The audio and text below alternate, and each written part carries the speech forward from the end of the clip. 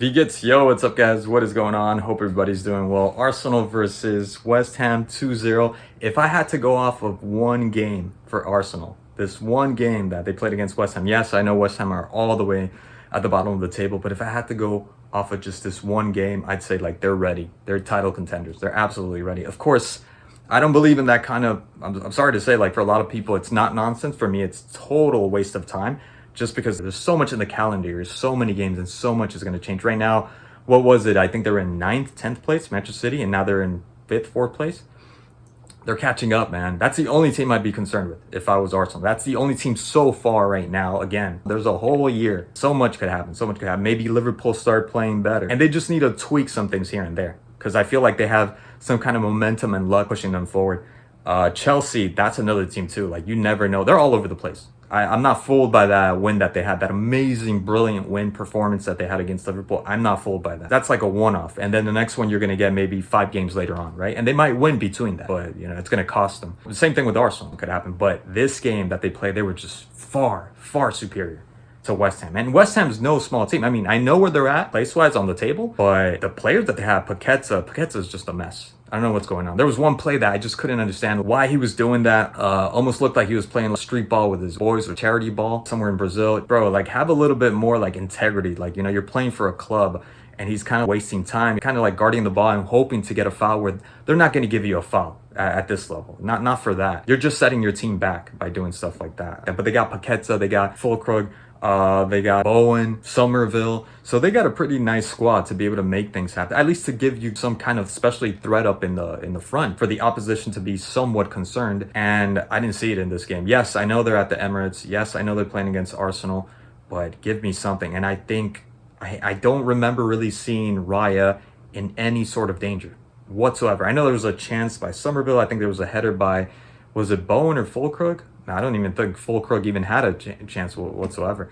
But there was minimal threat to Arsenal's defense. I didn't really see Raya do any. Total domination from Arsenal. Arsenal were absolutely incredible. And for me, the ones that stood out, obviously Saka had a good game, but the ones that really stood out for me were Eze, Zubimendi. Man, I love Zubimendi. Zubimendi's like the reason why maybe I'd watch Arsenal play. Zubimendi, Timber. Timber's another one. Wow, I'm sleeping on Timber. Timber was amazing in this game, and he's been great. Just hopefully he does not get injured. Declan Rice, of course, Declan Rice, and I know I'm missing someone else. Caliafori. Those for me were like standouts. They were the standouts. Caliafori's role in the middle, it wasn't perfect, but it's still, and it's something different too, something that I wasn't seeing last year. Hopefully also he gets to keep that rhythm going. Zubimendi, as soon as he came in, made a difference, especially with obviously the penalty. That was a pass from him. And then Declan Rice, of course. I think the pass was to Eze with a beautiful strike. Eze has such a really good way of striking the ball, like so clean. He hits it so clean. There was a volley too that he ended up hitting. It was blocked, obviously, but at least it was within the goal. You always see those kind of shots when they have him in the box. They're always outside. Yes, he did have a shot where he did end up hitting the ball to the parking lot, but I mean, he hits it so well. Eze also, I thought he was absolutely fantastic. Just, I would like to see a little bit more, him involved a little bit more, but for what he did, that was great. And I do think in further games that they play, he's going to come out. He's going to shine. After all, what is it, like his 4th, 5th game with Arsenal? I don't know. Like he just started. So I don't expect him to do like miracles, but he looks good so far with the amount of games that he's played for Arsenal. And like I said, Caliafori, Eze, Timber. Timber is just so lethal up in the front. He is like, defensively, he's great. But offensively, the way he gets in the box, how many times did we see Timber? Just the beginning, just when they started, he had like 2 strikes right away.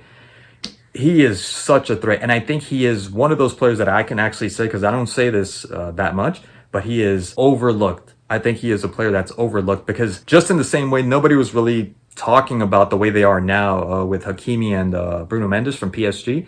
I think he's one that people are kind of sleeping with. They know his potential, and I'm assuming because like they didn't win the EPL. They also, I mean, they got to the semifinal in the Champions League, but he is one of those fullbacks that is at the precipice of being at the next level, the level of Mendes and Hakimi. I absolutely think he has what it takes to be at that level. Absolutely. Just hope that he doesn't get injured. That's the only thing. But he looks so good. And he's having a good time. You always see him like with a smile on his face. After every play, there's always kind of like a smile on his face. Like you could tell he's having a really good time. So this was it was almost like no competition. This is a relatively easy win for Arsenal, to be quite honest. Not much else to add. I think they're making it interesting because the way they played today and then seeing them botch it up or, struggle or stumble or have a really difficult time against the team that they shouldn't be having a difficult time with, that's going to be interesting. And to see if Liverpool wake up, if Chelsea also start getting their game in order and start looking a little bit more consistent with or without Cole Palmer. I know a lot of people think that, he makes all the difference in the world. I think he absolutely does make a difference. But even without him, I think they don't have any excuse not to play the way they played against Liverpool. And yes, this is a confused or a disjointed Liverpool side, but I still think they have the capacity to be able to play well. Like, there's no excuse why they shouldn't be playing well. And of course, then there's Manchester City. They look scary. I'd watch out. Anyways, guys, thank you so much for watching, and I'll catch you guys in the next one.